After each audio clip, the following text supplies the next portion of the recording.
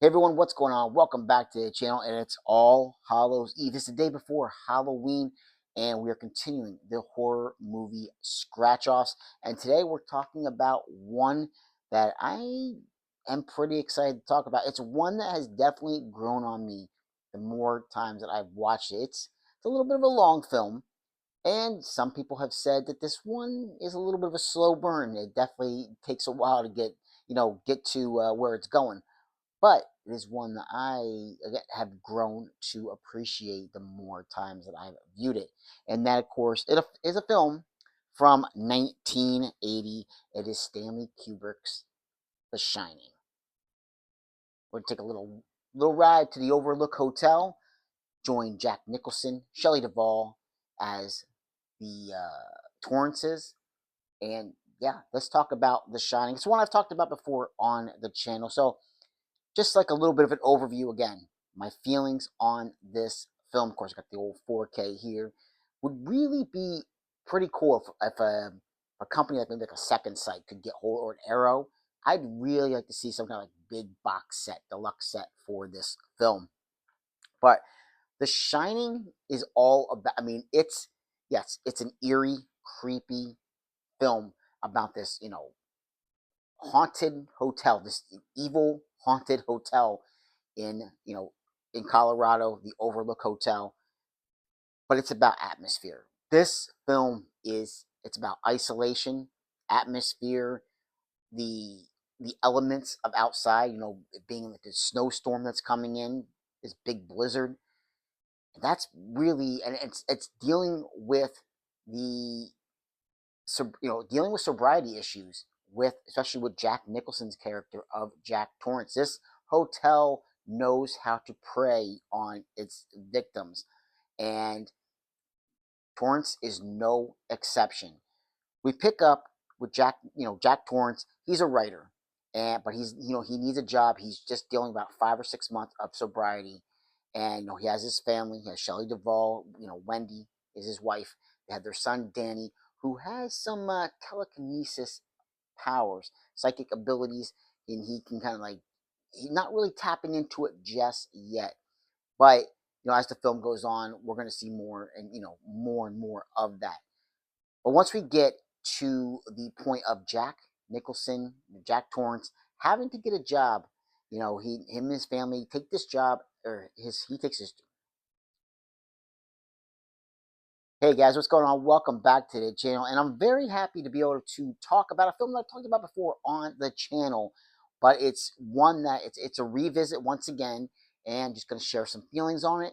Of course, as we're continuing talking about our horror movie scratch off month, and the film we're talking about today, of course, is from 1980, and it's a Stanley Kubrick classic, The Shining. Now, of course, I have it on 4K, guys. I got to have it on 4K. But this is a film that has definitely grown on me the more times that I watch it. I remember the first time that I watched it, which was not that long ago, only a few years ago.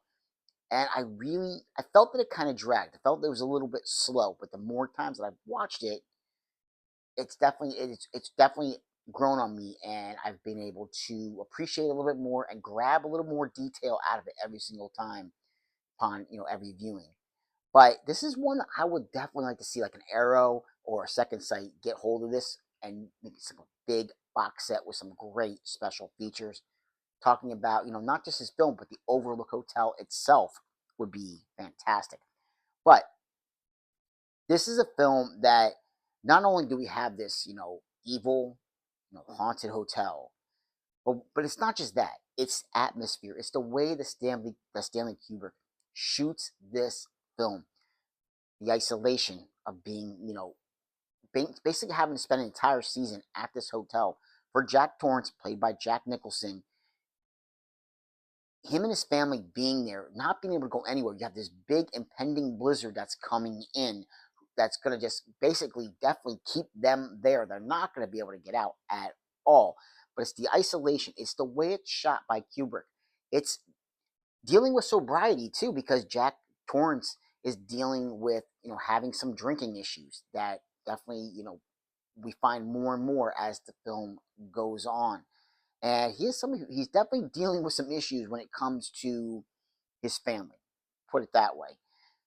But we pick up with Jack Torrance, and he's a writer, but he needs to get some money. So him and his family, he takes his job at the Overlook Hotel, and it's going to basically put him and his family being the caretakers during the off season for the Overlook.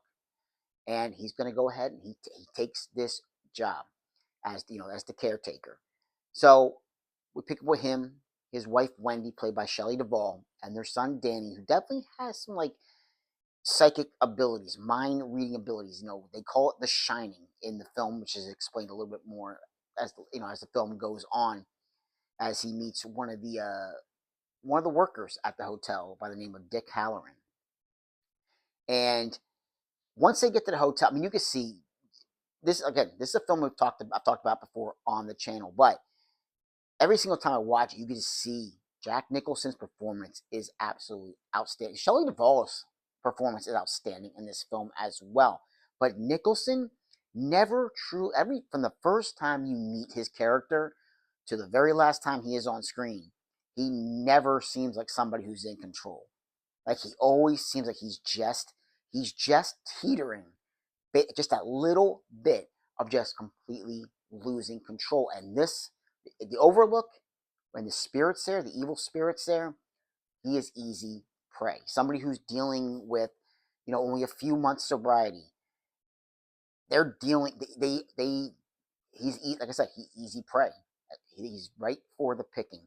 Going there, not only being isolated with his family, but also trying to do this writing. He's having a hard time writing. This book that he's trying to do.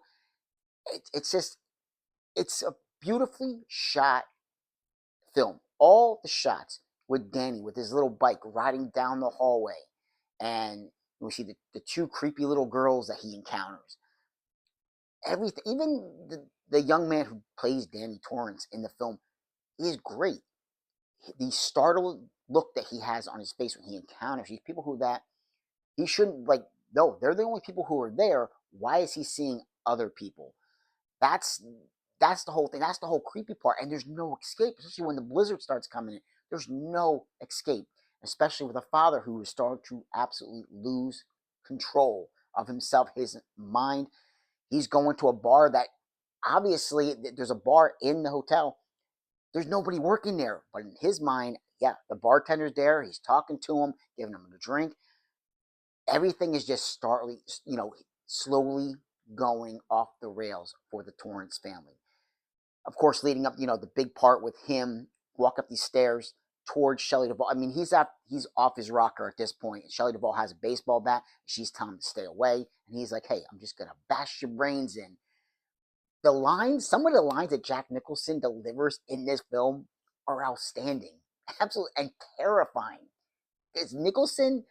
I mean, Jack Nicholson, he just, depending on whatever film, there's a lot of films that he's, when he's, been in, where you can just see he can play the psychotic role absolutely to perfection.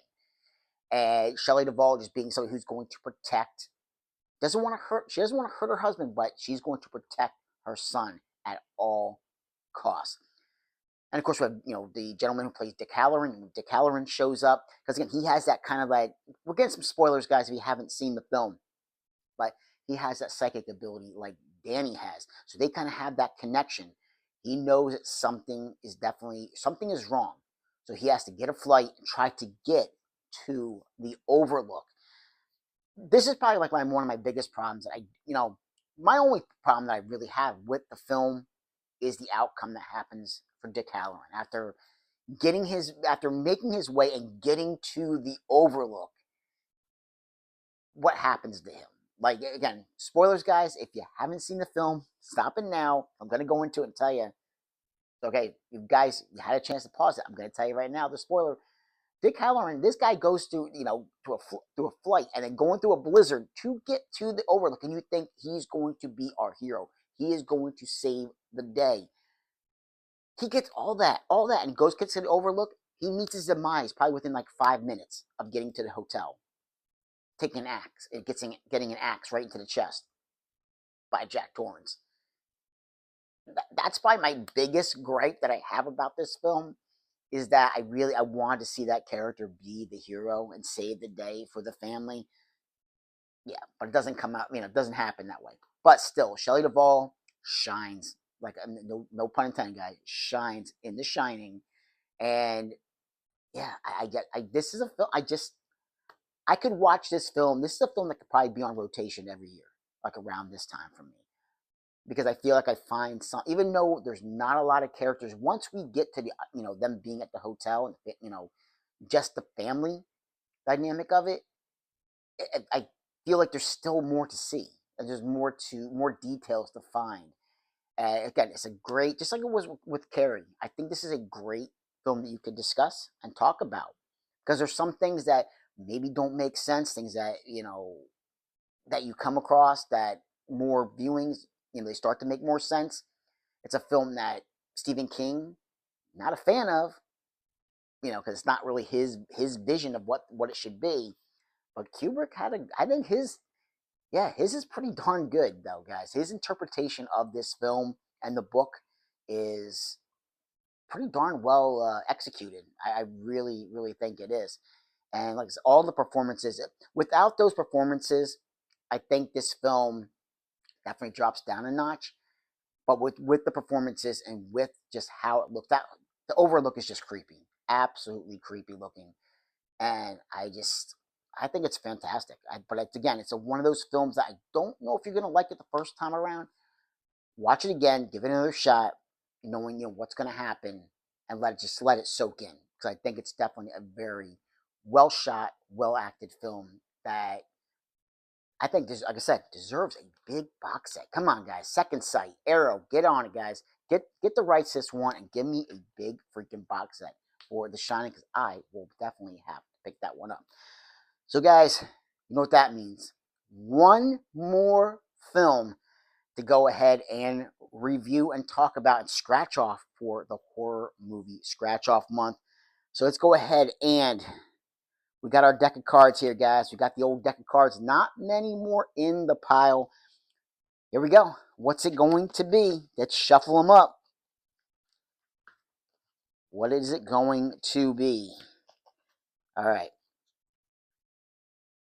Rated R, 1984, 91 minutes, slasher action. That is our final film for Halloween. And what is it going to be? Let's scratch it on off. No way. Are you kidding? No. You got to be kidding me. From Wes Craven, 1984, it's A Nightmare on Elm Street. I just got the box set. I just showed you guys a video the other day. What perfect timing. Okay, I guess I'm diving back in to A Nightmare on Elm Street and gonna watch it again. This is crazy. What a film. I watched it about a month ago, and a month later it comes up as the final film after a long month of doing these reviews. Freddy Krueger's on the docket, guys. Nightmare on Elm Street. Guess I'm diving back in and watching the old 4K set that I just got. Yeah, okay, I'm down for it. Why not? Can't think of a better character really, other than Michael Myers. Can't think of another better character to end the month with than good old Robert Englund as Freddy Krueger. Guys, like, subscribe, and comment if you get the chance, and I'll catch you in another episode. Take care.